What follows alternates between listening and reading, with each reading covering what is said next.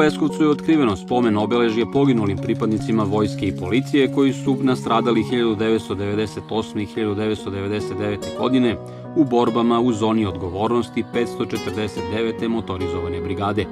Memorijal je izgrađen u kasarni Vojvoda Petar Bojović u Leskovcu na inicijativu Udruženja građana Car Dušan Silni. Pred mnogobrojnim zvanicama spomen obeležje su 4. juna otkrili general Delić i vlasnik kompanije Krupnik Milan Simović, koji je finansirao projektovanje i izgradnju. Spomen obeležje osveštao je episkop Niški gospodin Arsenije uz sasluženje vojnog i lokalnog sveštenstva.